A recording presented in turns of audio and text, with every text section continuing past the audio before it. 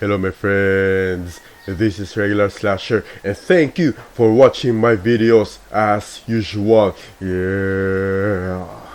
Today, actually one of my previous videos, in fact, as soon as I got this mic set and I tried to test, right?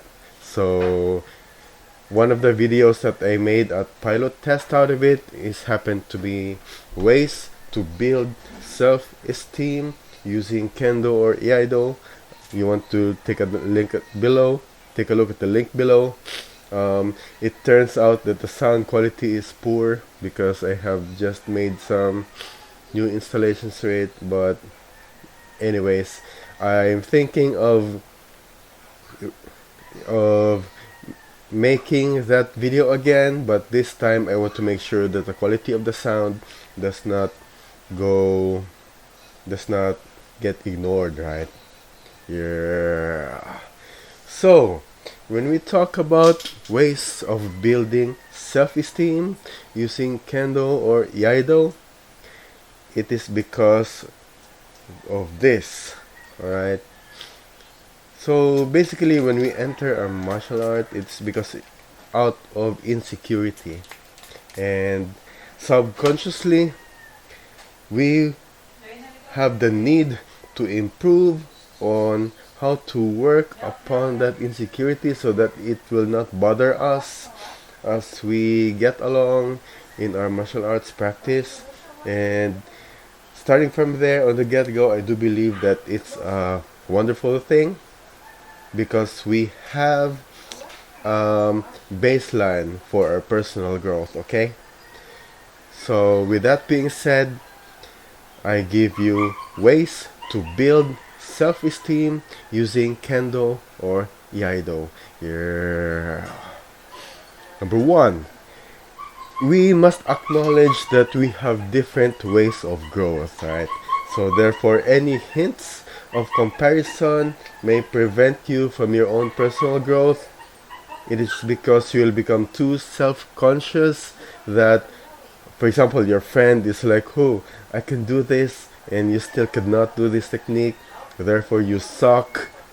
And then the statement that your fake friend or whatever, the statement that your friend just told you left you an imprint, and therefore it has become a self-fulfilling prophecy that just because you suck at that technique during that time, you can no longer perform because your friend said so.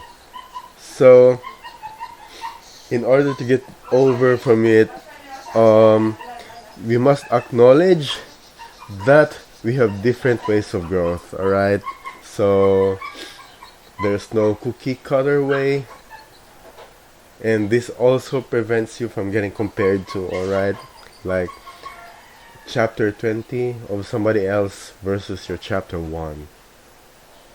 Hope you get it right. Yeah. Concretely, it is to define your improvement target. What is an improvement target? So let me give you an example. So number one of which is your frequency of practice. Let me repeat that. Frequency of practice. Yeah.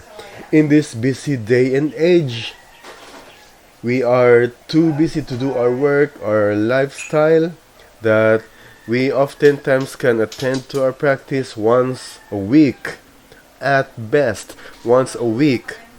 So that alone can be considered as an improvement target, because when you are consciously aware of it, you are making your way so that you can practice from once a week to 2 times a week or better. Once a week, 2 times a week, 3 times a week, or every day, the better, right?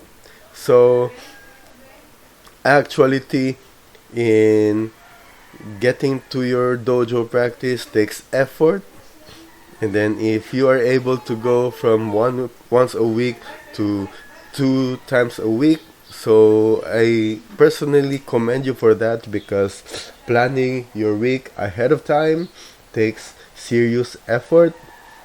And if somebody tells you that you still suck, um, you should not be bothered by it, because you have your own improvement target.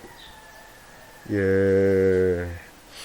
Next is to actually achieving those targets, because you already have more time within those practice sections, weekly or twice a week practice sessions. You already know which ones to improve, like your hand signal, your emotions, or anything like that.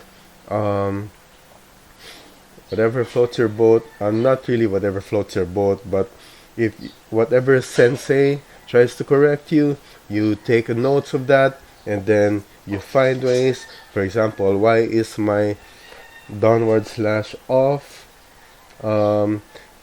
Research is there. The intensity of repetition practice is already there, and before you know it, during your next Keiko session, your technique works fine, and then the next.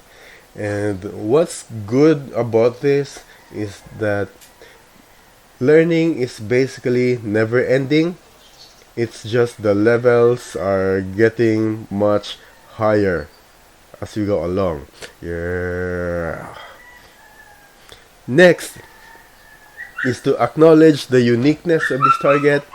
And as I have mentioned before, this is not supposed to be a cookie cutter approach, because your chapter 1 might be different than the chapter 20 of the next person.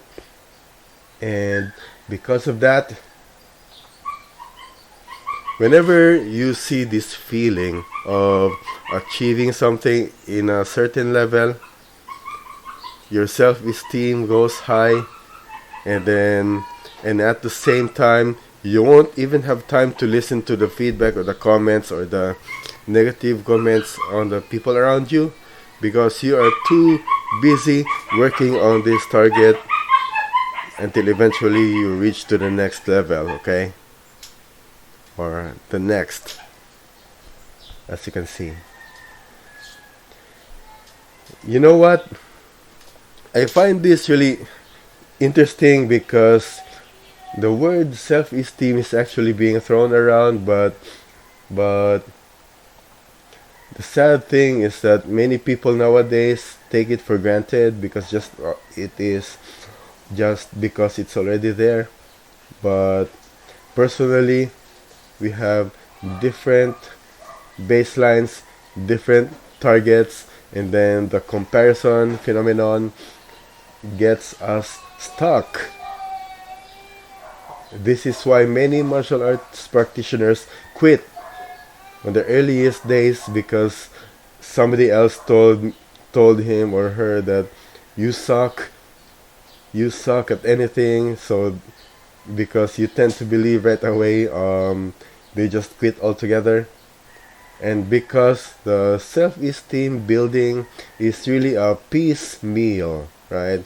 And it also takes forever, but whatever makes you focus, it's because of the short-term goals that underlie beneath it. I think it is more than enough thing to say that the basis of your progress is like a ladder, one step closer, until you eventually go up. And even if you go up, there is still some more opportunities for you to improve. That is until we pass on. Yeah. That's it, my friends. And if you like what you just saw, don't forget to like, comment, and subscribe to my channel if you haven't already. And especially if you click the notification bell, you'll be the very first person to know that I've uploaded some new content containing information that will hopefully help you in the future. Yeah. This is Regular Slasher signing off. Thank you. Much love. And どうもありがとうございました. Yeah. And Cut!